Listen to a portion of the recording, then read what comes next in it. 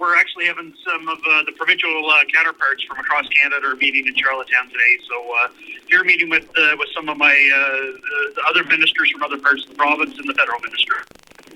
And you're going to tell us what you're talking about, or is it all secret? Well, I don't think it's a secret. It's anything to do with natural resources, and also the energy minister is also joining me here as well this week. And looking to have further conversations about how to move our respective provinces forward, and how to do it in conjunction in a Canadian way. Elbows up, I guess.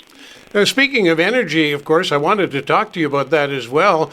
Your colleague in Cabinet, Trevor Boudreau, the Minister of Energy, is talking about calling for investment in jobs and so on in offshore oil and gas exploration once again. You've got some opposition growing in the province. It seems that the very fact that you're talking about all kinds of different energy search, the search, of course, for uranium, the search for oil, the search for natural gas. And while they can make a bit of a case to say, maybe we should just get on to green energy and be done with it. But what they seem to be saying all the time is, you didn't talk about that in the last election campaign. And is that really a bona fide argument? No, absolutely not. The natural gas, the offshore, was something that prior to Minister Boudreau, that was actually under my portfolio. We've always looked at natural gas, and when you look at the majority of the jurisdictions around the world that are moving to net zero and moving to that renewable energy spectrum, natural gas is actually one of the pieces of puzzles to get there, to get away from crude oil for many aspects, to get away from home heating oil. It's one of the puzzles. It's one of the processes moving forward. When we look at Eastward Energy, who is our natural gas distribution company in Nova Scotia, when they're looking at doing renewable natural gas as well with green hydrogen, it's something that we certainly have to keep an eye on to ensure that things do still flow in our pipelines. And one of the cases that we can talk about, I mean, we heard last night that President Trump is putting on 50% tariffs on copper coming into the U.S. That's not going to have a big margin onto our province. We didn't export a whole lot of copper to the U.S. last year or the last few years. But when you look at the natural gas pipeline comes from the U.S. And if you were to shut that switch off today, there's many industries and many homes that wouldn't have that energy to rely on right now. So we have to see what's available to us here in Nova Scotia and to our country in Canada. Well, once upon a time, that gas line you're talking about was bringing oil from Nova Scotia's offshore and taking it through our province and out the other side and into the United States. And of course, when they felt that the oil, or rather the natural gas field that was being exploited at the time, had run out or was no longer economic, they reversed it and started sending gas back the other way. We don't own the pipeline. And is it up to us? We have the say in which direction and where the gas is flowing from and to? As of right now, without being a sort of a producer into that line, we really don't have any say, Bill. So this is an investigation to see if there's an appetite. We know a couple of years ago that there was a small appetite, but the downward turn on offshore, we've heard it from our counterparts in Newfoundland and other jurisdictions of the world. It was a 2020 downward spiral for many industries when COVID hit, and now that the resurrection of that has started to come back in many jurisdictions. And when we're looking at it, as I said, this is a pathway to a net zero future as well. So we need to make sure that we have the plan for net zero, the 2030, 2050 targets, but also we need a pathway to ensure that we're achieving those targets and goals and a pathway to get there sustainably.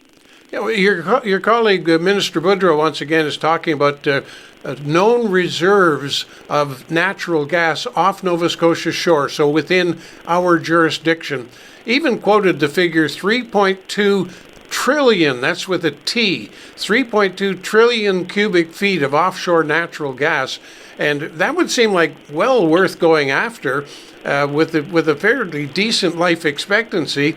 And yet the interest in drilling offshore has really died off. Is it because it's too expensive to get at that gas? Yep, that was part part of it in one aspect. But like I said, we know in the last few years that its interest has boomed all over the world, and there's a huge deposit that we know of, and we do need to investigate that opportunity to see if it is an opportunity that it's not totally our reserve. It's shared with the federal government, and I know you're aware that these decisions are made at a bilateral agreement between the province and the federal government. So it would be the two ministers that would have to make these decisions. But at the same time, we've talked a lot, you and I, particularly with regard to your department, about green energy, about wind, about solar, about Bay of Fundy, all kinds of things that really we have in abundance and we will have hopefully forever. And yet we keep coming back to gas and oil, which has a fixed life expectancy, ever increasing cost to get at it and to get it to market. Why wouldn't we really consider going after the long-term green stuff and be done with the old-fashioned stuff? Yeah, it's not really my department anymore, Bill, but as we've discussed, these things, we still need a piece of the puzzle to fill in those gaps, the 2030 and 2050 targets. We can't flick a switch and be off natural gas today. We can't flick a switch and be off gasoline today. There's got to be a pathway forward, and you're going to need these reserves to move forward. And we are investing. I think you and I discussed many times over the last few years when wind energy was under my realm. There are 8 projects that are being built out right now, so we are investing as a province into those. Many solar projects that have gone into production, and the ever popular Bay of Fundy conversation, and we're seeing a huge interest now, regaining of interest on the Bay of Fundy, capturing that and harnessing that tide that comes in and out twice a day. Now, having said that, something was in the news very, very recently about a very successful tidal energy capture in the North Sea, I believe, somewhere I think off Norway, where they've proven now for the last long while that they've been able to capture substantial electrical energy generation under the sea in the tides. Now, that's in the North Sea.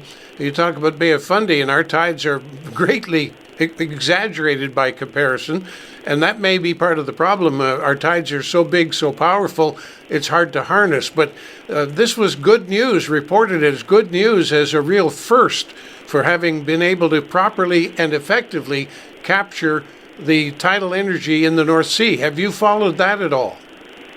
Yeah, a little bit, Bill. Some of these investors and developers are actually people that we're talking to as a province, people that I would have talked to in my previous role. So yeah, no, we're certainly following this. And as you say, this is a huge capture in time. This is not just for the North Sea, but this is a movement for tidal energy all around the world. And here I thought we were going to have very little to talk about today because, well, for example, the mayor of Oxford normally would be on today, but there's no council meeting in the summer. The other mayors are, anticipating a bit of a hiatus for the summer. You were excited about graduation. You were excited about Canada Day. And beyond that, I thought, what's going on? But here we are. We're talking. We've got lots to talk about. There are always lots to talk about when you dig into the weeds, Bill. Absolutely.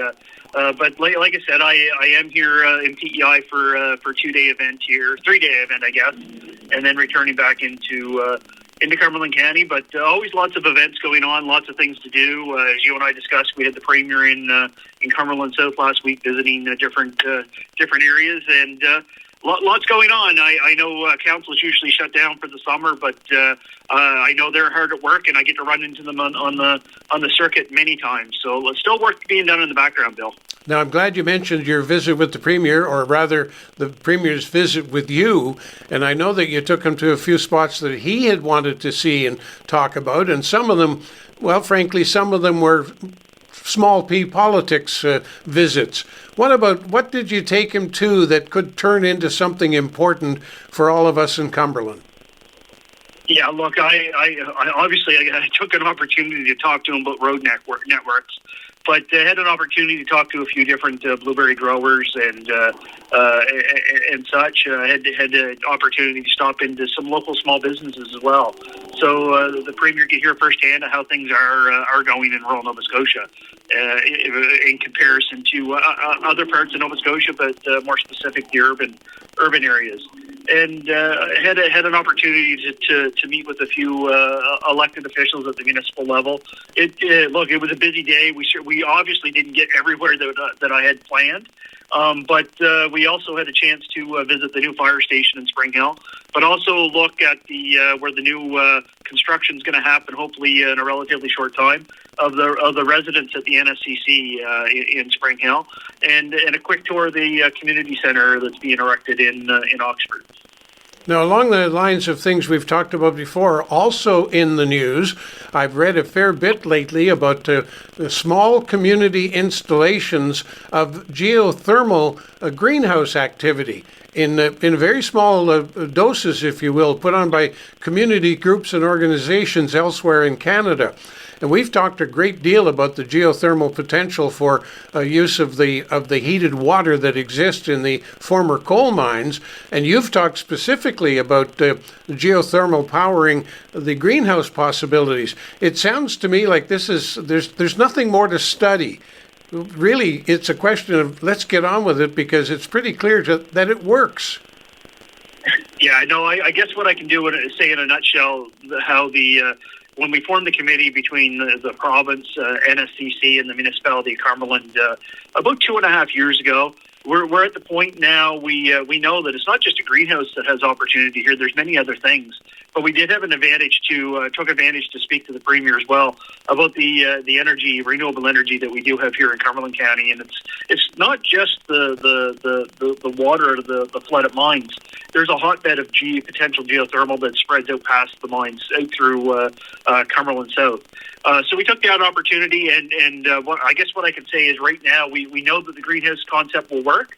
So we're having a conversation about where can we find that funding and have a proof of concept project where a stakeholder would be engaged, and the realm of possibility. Can we do local vegetables in the greenhouse to feed our school lunch program? Can we do local vegetables and food growth for security for different projects that are through Cumberland County?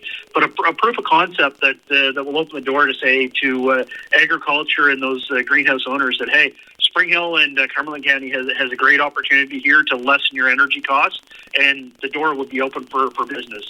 So right now, like I said, we're looking for that financial infusion to make this project move on to that concept. Well, I need to ask then about what kind of cost are you talking about that you need to get financial structure in order?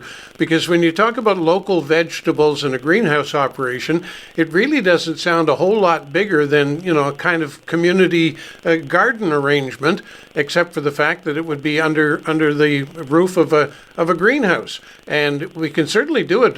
We can set these up on a localized, on an individual homeowner basis quite effectively. Some of that seed money is to build and construct that greenhouse, to have the piping done with the geothermal, but also have the ability for NSCC to carry on their education that they do with geothermal, and also have it as an educational greenhouse. So there's a little bit more funding that would be needed than a typical greenhouse would be, because we want this to be an educational opportunity, not just for local courses, but all over the province.